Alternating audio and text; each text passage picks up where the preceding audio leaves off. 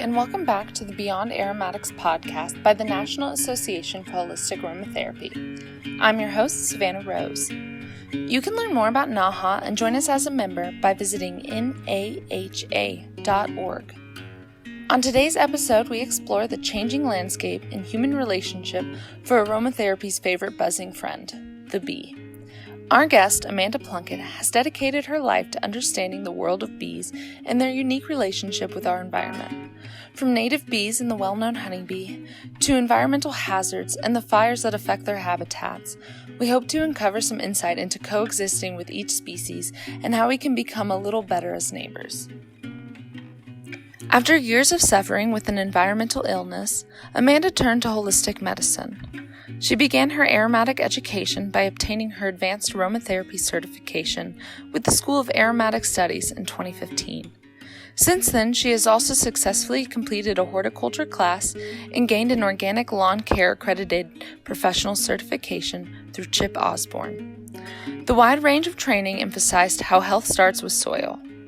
In 2016, she launched Be Rooted, a company dedicated to advocating for healthy environments. As an environmental illness survivor, she feels she has a special relationship with bees, as they too are sensitive to minuscule environmental changes. She uses her experience to spread awareness for healthy environments, develop self-care products, mentor environmental illness victims, and naturally care for pollinators.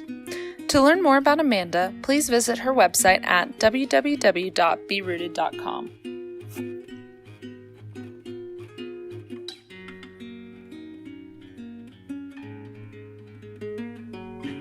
So today I'm sitting down with Amanda Plunkett, who you might recognize from either our 2018 conference or from almost every single journal we've published, at least since. Amanda is our resident bee lady. And today I wanted to bring her in because we wanted to discuss some of the things, I guess, as of lately going on in the ecosystem, specifically in California, where Amanda's located, but I assume in the greater United States area, and how ecological impacts have been affecting bees and bee populations. So, Amanda, thank you for joining me today. Absolutely. Thank you for having me. So I guess I first want to get started and kind of talk to you about, or let you tell us about what you do with bees in particular. And it kind of threw me for a loop because I thought you were into beekeeping, but I realized you play a much bigger role in, I think, bee populations. So please tell us a little bit about that. Absolutely. I tell people that bees are a vehicle for my advocation. They're actually a cover-up as a vehicle for me to educate the public. We mostly do bee rescue and relocate the bees in other areas, honeybees, that is. However, we also do classes and education, not just on honeybees, but also on native bees, on aromatherapy, on organic landscaping, being that I have 2 accreditations in that, and helping people to develop pollinator landscapes as well as their own gardens. And so what are like honeybees' relationship to the environment, and why do you have this kind of primary focus on them? Well, I am a survivor of environmental sensitivity and environmental illness. And when I was healing from that, I recognized that bees are also environmentally sensitive. And they landed at my house in a swarm in a palm tree as I was healing. And I recognized that my future involved them. And I tell people that I'm much like a bee. I like the temperature that they like. I'm very sensitive to smells such as they are and vibrations and sensory things. So I relate to them.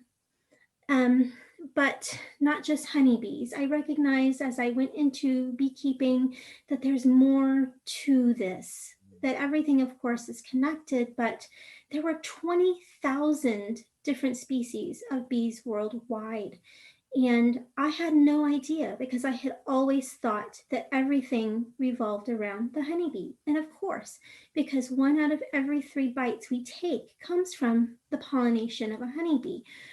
But there's a larger picture, and those pollinators also need to be protected. And so, and you're located in California. What part of California? I work in all of the Inland Empire of Southern California in San Bernardino County, Riverside County, Orange County, etc. I tell people that we work most of Southern California.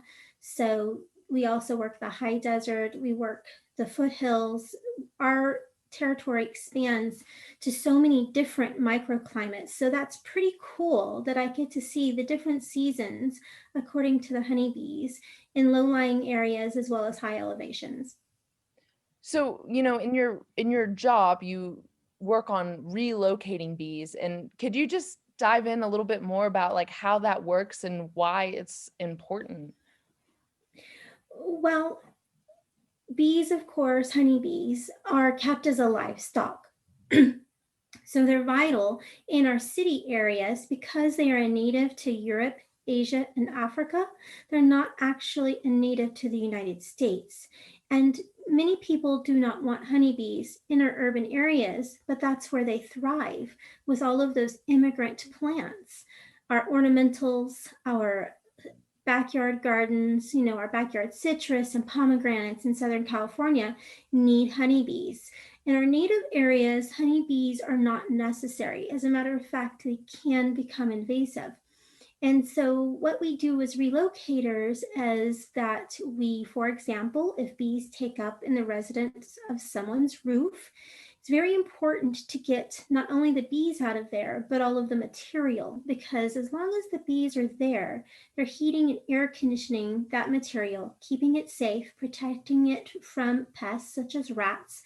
But if the bees are not there and that material is left there, then that can actually cause structural damage. So we have to get that out of there. So we take all of the comb, and that includes the honeycomb, the brood, which are babies, and all of the bees. And then we take all of that out. We void it out with insulation and we close it back up. We take those bees to a local sanctuary, and that is kind of our hub to determine where that specific colony will go in the future. And so you're kind of, so I guess you kind of stand to maintain a balance between where native bees reside and where honeybees reside. And we were talking a little earlier, and you were telling me that's because of the nature of the honeybees and how they, I guess, how they interact with other species. And can you tell us a little bit more about like why you have to maintain this delicate balance of these bee populations and where they're located? Absolutely. Our native bees are the ones that are at risk of being endangered. Being that honeybees are kept as a livestock, humans have a vested interest in making sure that those populations are high. And yes, our honeybee populations are significantly less than they used to be. As a matter of fact, in 1947, there were 6 million managed colonies in the United States that were registered at a time when many small farms and small family farms were not going to register their colonies. So the likelihood of that number being higher than that 6 million, is actually very high. But in 2016, we went from 6 million colonies to only 2.5 million registered honeybee colonies. So that is a significant loss, especially to commercial agriculture. But in our urban areas, again, we do need those honeybees for our immigrant plants, but in our native areas, not as much. And there has to be that delicate balance because our native bees are at risk of being endangered, going extinct. There are over 20,000 different species worldwide of bees, and only a handful of those are honeybees. There are over 4,000 different native bees species in the United States and over 1,600 native bees in California. So I'm just going to use California as an example, being that I live and work in California. So we have 1,600 different native bee species in California. 70% of those live in the ground. So when we talk about saving the bees, we're not just talking about planting flowers, we're talking about saving the soil because most of those native bees live in the soil. And we have to maintain that delicate balance because the honeybee is what we call a generalist, meaning that of our California plants, they only pollinate about 130 to 160 of those native plants. So most of those they leave alone, and the other 130, 160, they can compete with other pollinators. For example, many studies by the Pollinator Partnership have found that they can be competitive specifically with bumblebees. And that is because bumblebees are also what we call a generalist, meaning honeybees will try to go from many to many plants, one plant here, one plant there, different species. They'll go to for example, our native buckwheat, but they'll also go to our native Encelias. Well, many of our native bees are what we call specialists. That means they only may pollinate one plant, or that one plant may only be pollinated by that one bee. So if the honeybee takes over the food for that one bee that pollinates that one plant and learns how to pollinate that plant, then they are competing with each other for the same food resources. Wow. And I think that kind of leads me into my next question, which was really why I reached out to you to begin with is earlier in this, I guess in this season, I was wanting to find if there was a correlation or something that we should be concerned about with all of these intense wildfires and our native bees and our native plants. Do you see some type of ecological impact or in the bees themselves and where they're able to roam and then the plants due to these wildfires? Well, wildfires and their impact on pollinators it's actually a very complicated conversation and very in-depth answer. The reason why is, of course, that destroys habitat for not only pollinators, but other wildlife. And as a beekeeper in an area where prone to wildfires, I'm very concerned as well. This year, for example, Pope Canyon Queens lost 500 hives. That could have been me. The fires were just miles from my hives. But also in New South Wales, in the 2019-2020 fires, Australia lost 2,000 colonies that burned. They estimated that beekeepers actually lost closer to 90,000 colonies. That's a huge loss. And are these colonies, are these honeybees or are these like native bees? These are honeybees because humans sometimes will use mason bees or leaf cutters as a commercial livestock, but for the most part, our native bees, they're still wild. And we don't use them in a commercial setting where we keep them, especially we don't keep them for producing anything because they don't produce honey. They don't produce anything for us, but they're valuable pollinators. So we can keep up the honeybee colony populations, but we don't really control what happens to our native bees. They're not kept as livestock. So the concern is what happens to our native bees in these fires?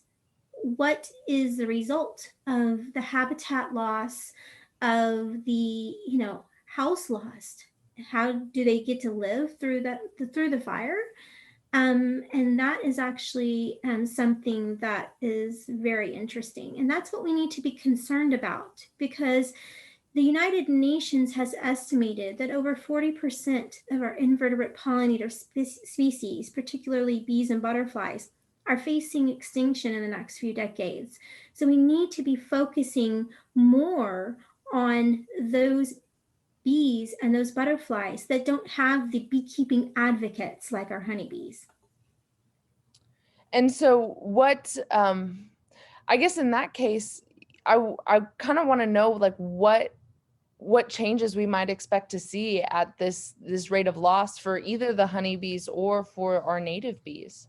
If you have any insights into, things that can come of, I guess, these yearly and increasingly more intense wildfires. Advocates, many oftentimes want to prevent wildfires, and of course we do. We want to keep also houses and people from being affected by wildfire, but it's a very complicated scenario in an area where wildfires are actually a naturally occurring instance. And many of our pollinators are actually going extinct because we prevent wildfires. For example, on the Xerces critically impaired list, there is a minor bee that only lives in the foothills of Southern California, and it also lives in Arizona. Now, this specific minor bee only pollinates the plant Whispering Bells. It's a plant that blooms in profusion soon after the fires, but then gradually declines as the other vegetation regrows. It's what we call a pioneer plant. This is the only food for this bee. And so this bee is usually only found in the first year or two after a fire, and is actually reliant on a continuing cycle of fire. And so the positive news is that for our native pollinators, it's actually can be good. So I'll go over the good and the bad, right, of these wildfires. For example, a wildfire with the red haze and the smoke disrupts polarized light patterns, which are used for their navigation. Well, they can't find food, right? Can't find food because of the polarized light is being disrupted, but they also don't find food because the pollution from the fire can disrupt the aromatic signature coming from the plants, the volatiles, the essential oils. Plants don't have just one compound in that, one essential oil in their leaf structure. They're also having a variety of different compounds in different levels, and each one has a different signature. And if a volatile is being reduced because of the pollution and that signature changes, that pollinator may not pollinate that plant. Actually, I have a whole nother presentation on the effects of pollution on the volatiles and pollinating from pollinators. So that's the bad news. But the good news is that being that 70% of our pollinators, our bees specifically, live in the ground, what they found is that our bees that live in the ground can withstand temperatures 4 inches down and below. And oftentimes they go much further than 4 inches into the ground. Because even though at the surface the temperature may be over 1,000 degrees Fahrenheit, at the surface of the soil in a fire, it may just drop down to normal temperatures at 4 inches down.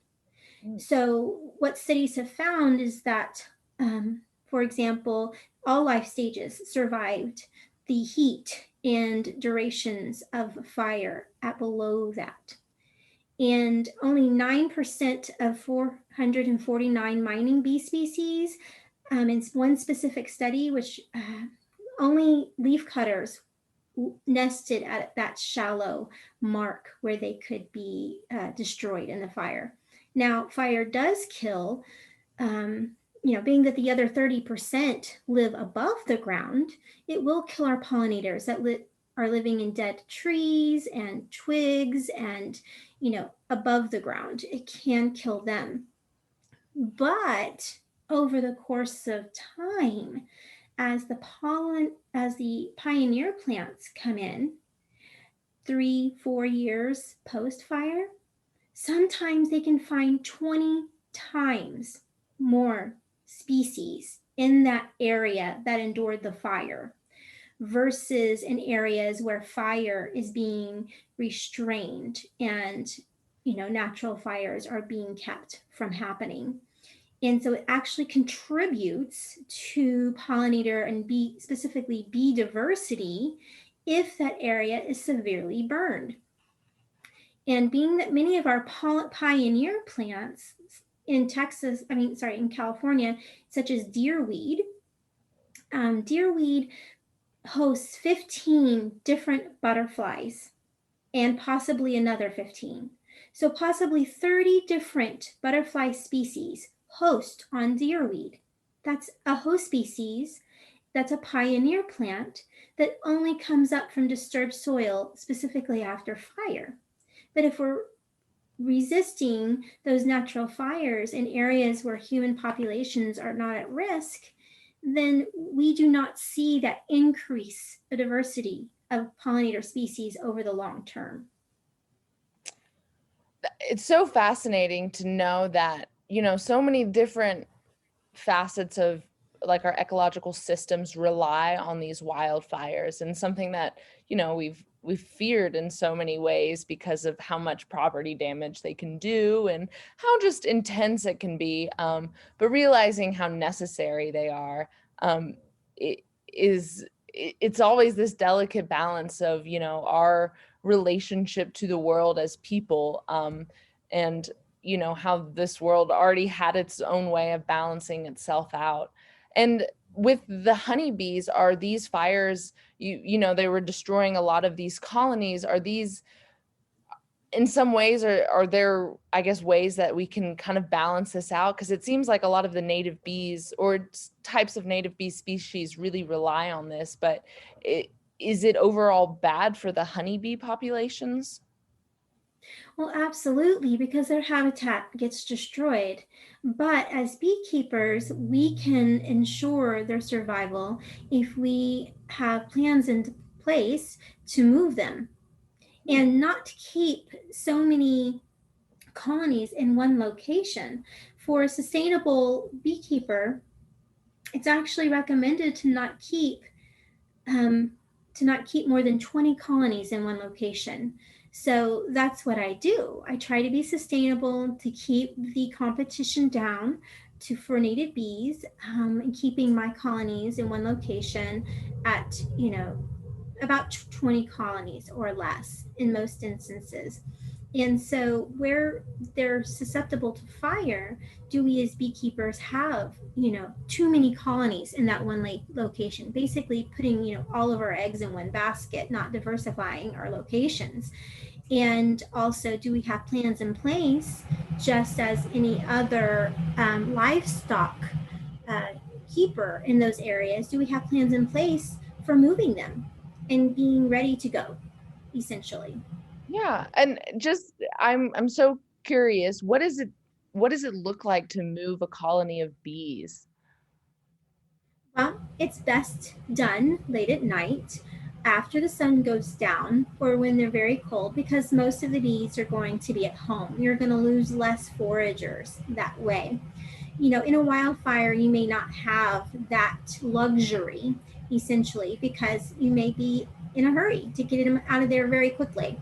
But if done late at night, or during the day, you close up the entrance. I keep moving straps on my hives, and generally it takes a couple of people. So this past wildfire season, my crew was on standby, ready to go. They knew at any point in time I may need to ask them to head up there with me, take the bees out. And so I keep those straps on them ready to go. You keep either moving screens or entrance reducers on the front, or you have entrance reducers ready to just close them up, put them on the back of a trailer or a truck. And also, I had a friend who offered me to have a trailer on standby. for my hives in a specific area. And like I said, I don't keep all of my hives in one location. They're spread out all over, all the way, south and north in various areas. And so then it's when you're doing it in a hurry, you don't have time to put on pollen patties and fondant and all of that fancy stuff when you're moving them, long hauling them across the nation, which I don't. I make sure that they have plenty of food in the hive. I'm a sustainable beekeeper, so they have more food than in other colonies. And if you keep food on them, then when you're moving them, you're not needing to feed them.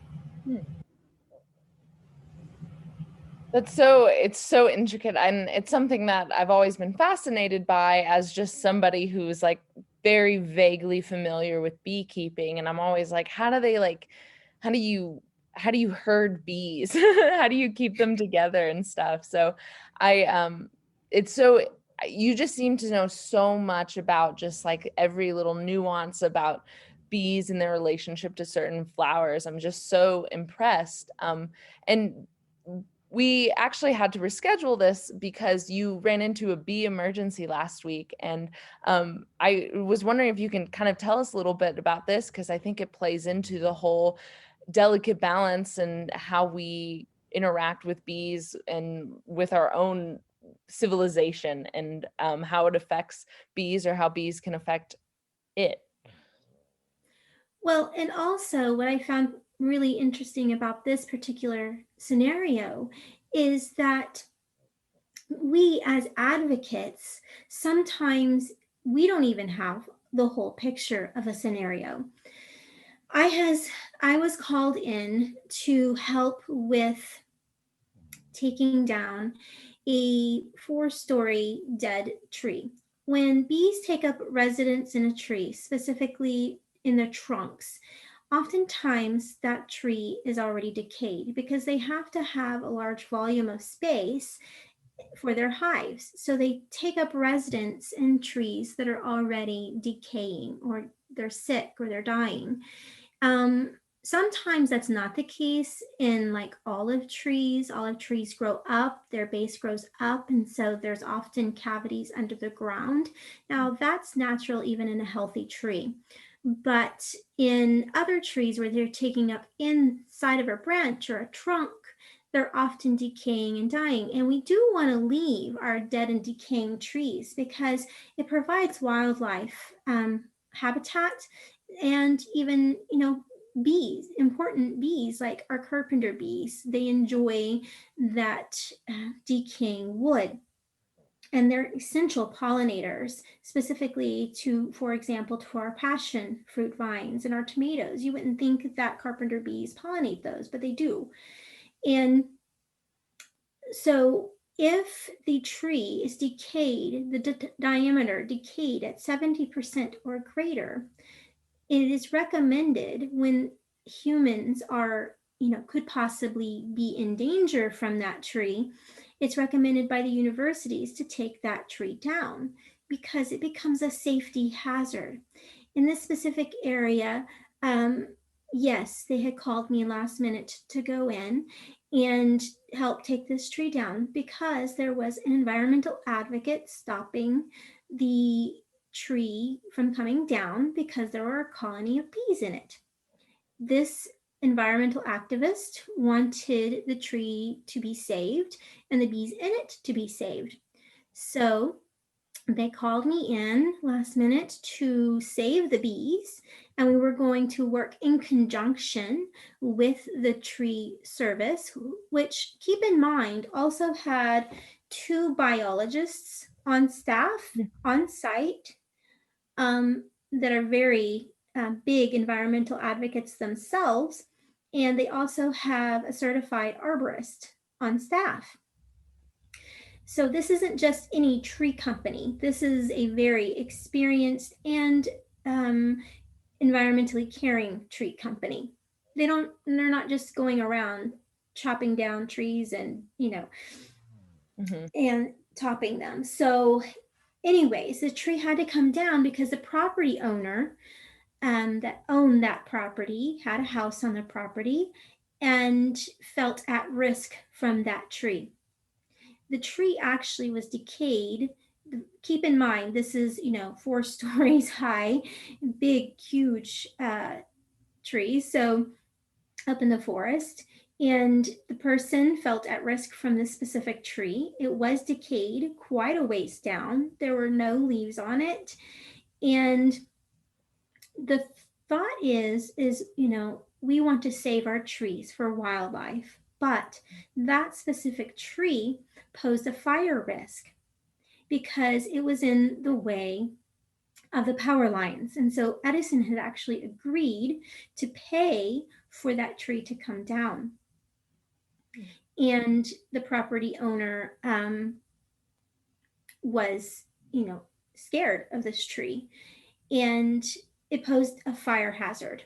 If that tree had fallen on those power lines, it would have destroyed that area if a fire had started. Not only the homes, but also many, many other trees in the area. And if it fell on the house, the people in that house would no longer survive. So the tree, we have it rescheduled, but that tree still needs to come down. And as an environmental advocate myself, an activist myself, I see where sometimes we may not have the whole picture. I'm saving the bees in that tree, relocating them. That specific tree is coming down, not many of them, because that one poses a risk not only to humans, but also to the wildlife in the area because it posed a fire hazard. Right. And it's something like a whole layer of environmental issues that I honestly did not even realize would exist or would come into play. And so knowing that this is something that you do as a job, I guess, is it like a specific, is it a specific part of beekeeping, or is it something larger than that you got involved in with relocating bees? Is it something that other beekeepers also do or also advocate for, or is it something that you have seen as an area of need when considering like these layers of environmental impacts? I think that overall, beekeepers in general really are environmentally minded. In general, at least personally, even if beekeepers are involved in the larger monocropping agriculture where there's lots of pesticides, I know that they don't personally enjoy that. I mean, I wouldn't think. Most beekeepers I know are environmentally minded, but as far as all of these different layers and the different options, I don't think that most beekeepers are as involved in all of the different aspects as we are, specifically, pushing for organic landscaping or regenerative landscaping, kind of use those terms interchangeably. They have a lot of the same tenets, but making sure that's what I really want. My long-term goal isn't to just keep bees. My long-term goal is to move all of our neighborhoods and our communities to regenerative and organic landscaping, and our schools, our parks, the neighbor across the street. When I give my classes, I tell my students, I said, imagine yourself at home and you drove here, whether that be 10 minutes from home, whether that you were at work and you came here, whether you drove 30 minutes, an hour, I want you to imagine leaving your location.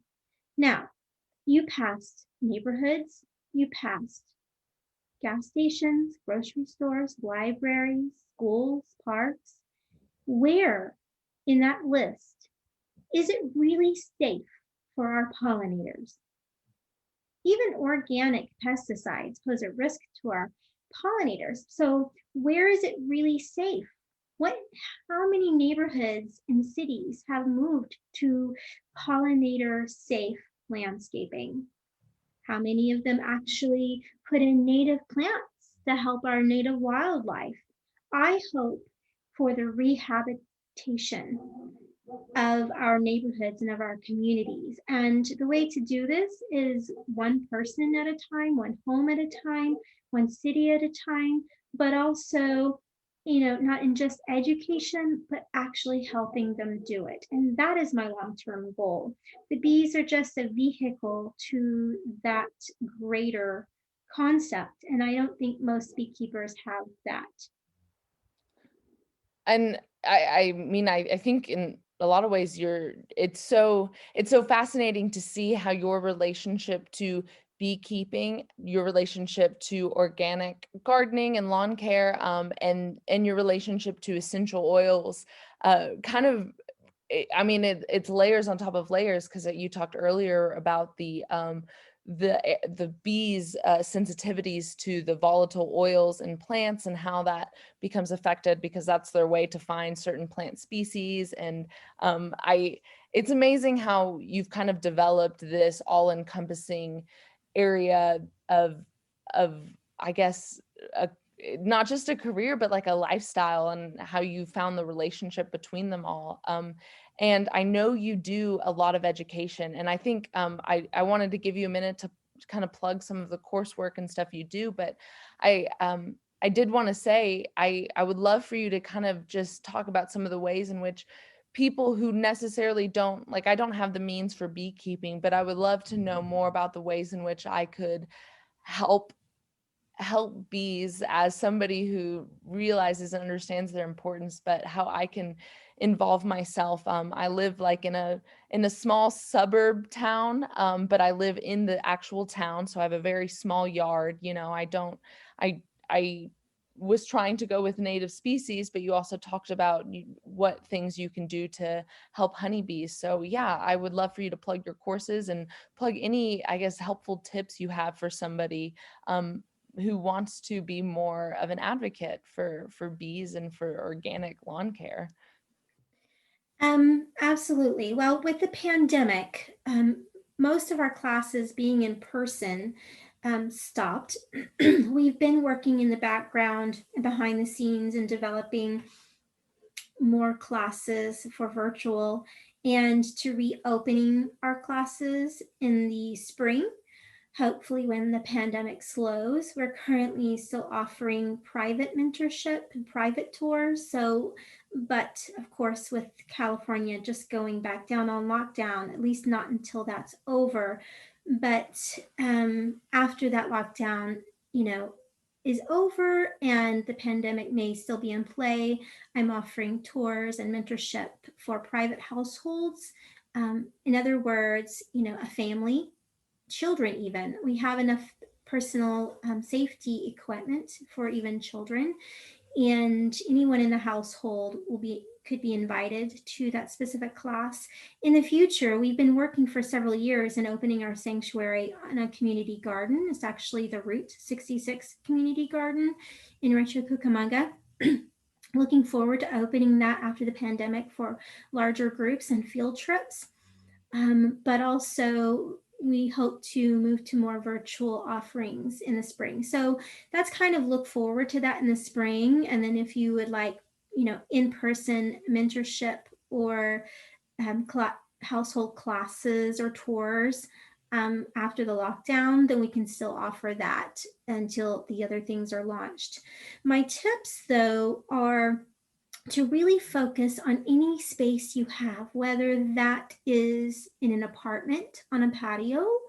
You can put potted plants and making sure that they're free of any pesticides. So try to go to your local nursery, especially native nurseries. They're going to be better about selling plants that have not been treated prior to in the growth of that plant with systemic pesticides. And you can do that with any space that you have. As a matter of fact, I have a very tiny backyard, but I have a full garden out there. And most of them are in pots. And I developed raised beds, put in raised beds with straw bales. And so you can do this with any space that you have and advocate for organic landscaping in your neighborhoods. You can go to non-toxic communities to learn how on Facebook or on their website, and also the Organic Landscaping Association. We have education for advocates with those two groups. And so talking to schools, talking to cities, getting involved with city meetings and in the legislation of your city, but really start small, even if, because it can become overwhelming and you just say, I give up, I can't make a difference. But you really can. And pollinator.org and the Xerxes and your local native plant society, like our California Native Plant Society, they have great resources for learning what plants are specific to your microclimate and what would grow well in your area to help wildlife. And do this at any scale. Do it small. Start with one plant. I had a friend, actually a student, who said, one day, Amanda, I'm going to put in a huge garden here. I said, why one day? I said, just start small. Start with one plant. And if you'd like to do one plant a week, that's 52 plants by the end of the year. And if you do that over several years, you've got a complete forest.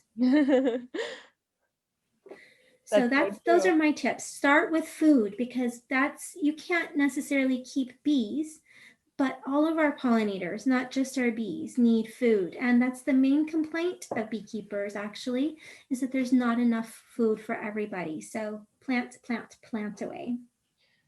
Thank you, Amanda. That's awesome. And please let me tell everybody the website and where to find you on social media if they can, and just any ways you want them to reach out to you or keep in touch with when you have classes again.